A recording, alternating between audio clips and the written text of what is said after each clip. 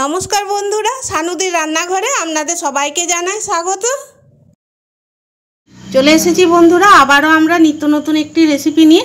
আর আজকে আমাদের রেসিপি গোবিন্দভোগ চালের পায়েস। আজ আমি গোবিন্দভোগ চালের পায়েস বানাবো। তার জন্য এখানে আমি 250 গ্রাম গোবিন্দভোগ চাল নিয়ে নিয়েছি। আর এই চালগুলোকে আমি ভালো করে ধুয়ে জলটা ঝরিয়ে আর রেখে দিয়েছি। এই দেখুন একদম ঝরঝরে হয়ে গেছে। কড়াইয়ে দিয়ে দিচ্ছি 1 চামচ দেশি ঘি। কিছু কিশমিশ নিয়েছি, এগুলোকে আমি ভেজে নেব।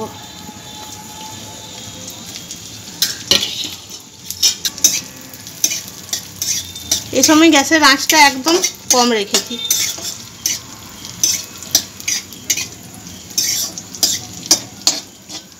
কিশমিশগুলো ভাজা হয়ে গেছে, নামিয়ে নিচ্ছি।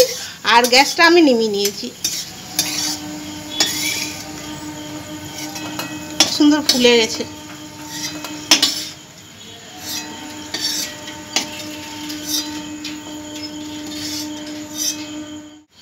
এরপর আমি কাজু দিয়ে দিচ্ছি, কাজুগুলোকেও ভেজে নিচ্ছি।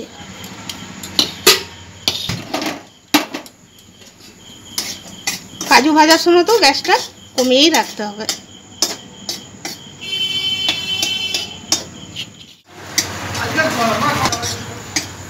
কাজুগুলো এরকম লাল লাল করে ভেজে নিয়েছি, পরে নামিয়ে নিচ্ছি।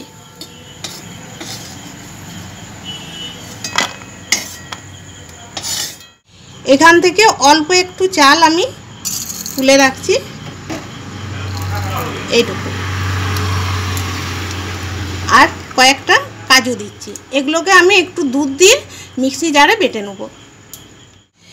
এরপর কাজু আর কিশমিশ যে ঘিটাতে আমি ভেজেছিলাম, ওই ঘিয়ের মধ্যে এই চালগুলোকে একটু ভেজে নিচ্ছি।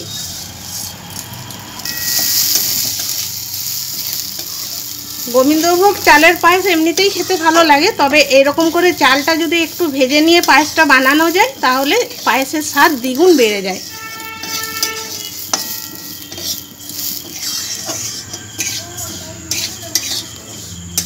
বন্ধুরা, এই দেখুন চালটাকে আমি ভেজে নিয়েছি। আর এই ভাজা চাল থেকে খুব সুন্দর একটা সেন্ট বেরিয়েছে। এখানে আমি 1 লিটার দুধ নিয়েছি, এটা গরুর দুধ। এর মধ্যে ঢেলে দিচ্ছি।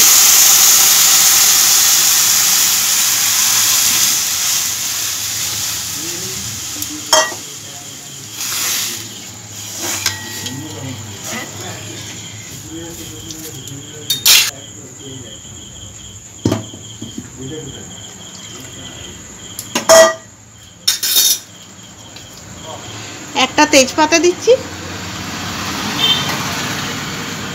আর 3টে এলাচকে আমি এইভাবে থেতো করে নিয়েছি।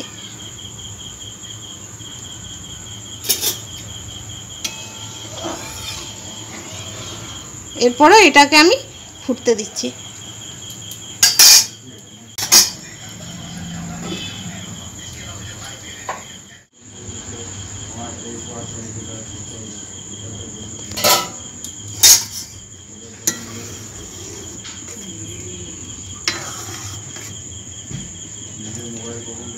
চালটা একটু দেখি সিদ্ধ হয়েছে কিনা, আর একটু হবে বন্ধুরা, আর একটু আমি হতে দিচ্ছি। আর এখন আমি দিয়ে দেবো চাল আর কাজুর যে আমি পেস্টটা বানিয়েছি, এটা আমি দিয়ে দিচ্ছি।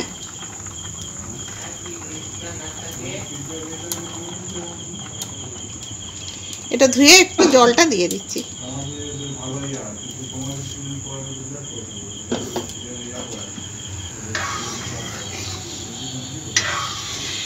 কাজু আর চালের যে আমি পেস্টটা দিলাম, এটা পায়েসটা গাঢ় হতে সাহায্য করবে।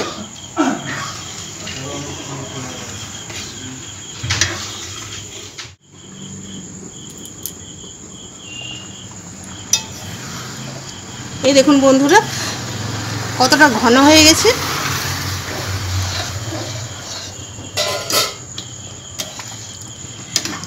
এই চালটা 4 ভাগের 3 ভাগ সিদ্ধ হয়ে গেছে।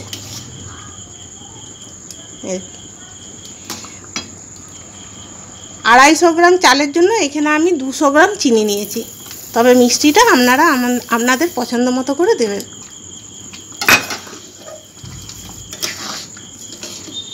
চিনিটা দেওয়ার পর এটা পাতলা হয়ে যাবে একটু।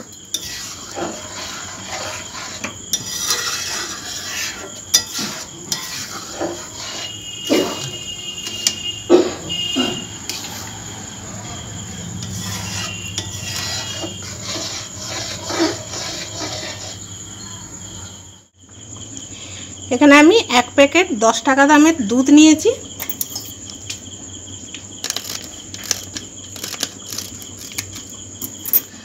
আর এখানে জল গরম করেছি, জলটা কুসুম গরম করেছি। দুধটা জলের মধ্যে দিয়ে দিচ্ছি, দিয়ে গুলে নেব। আর এই পাউডার দুধটা দিচ্ছি পায়েসের টেস্টটা আরও ভালো আনার জন্য।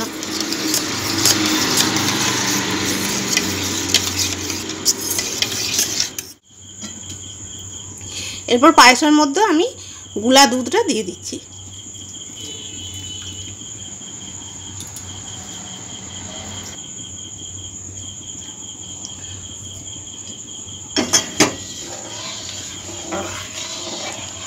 বন্ধুরা, পায়েসটা বানাতে যদি মনে হয় যে একটু দুধ লাগবে, তাহলে আপনারা পায়েসটা বানানোর সময় একটু দুধ ব্যবহার করবেন। কারণ সব চাল তো সমান থাকে না, নতুন চাল একটু তাড়াতাড়ি সিদ্ধ হয়ে যায়, আর যদি পুরানো চাল হয় তাহলে সিদ্ধ হতে একটু সময় লাগে, সেই ক্ষেত্রে কিন্তু দুধ একটু বেশি লাগতে পারে।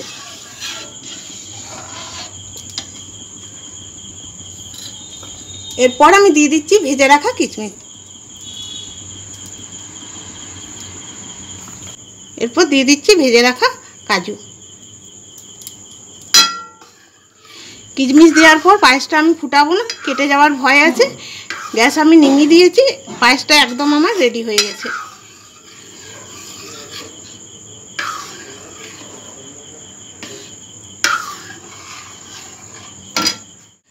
বন্ধুরা, এখানে আমি একটা হাঁড়ি নিয়েছি, এই হাঁড়িতে আমি পায়েসটা ঢেলে দেবো। ইচ্ছে ছিল এই হাঁড়িটাতেই বানাবো, কিন্তু এই হাঁড়িটাতে পায়েসটা অতটা ধরবে কি না, সেই জন্য আমি কড়াইয়ে বানালাম। এই হাঁড়িটাতে পায়েসটা আমি ঢেলে নিচ্ছি।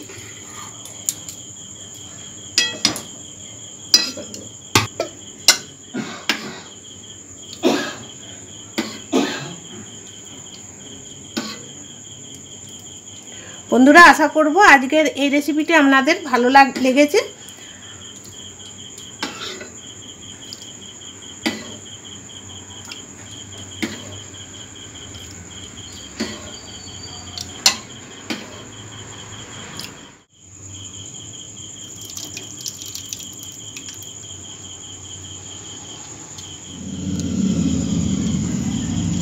উপরের থেকে একটু ভেজে রাখা কিশমিশ দিয়ে দিচ্ছি।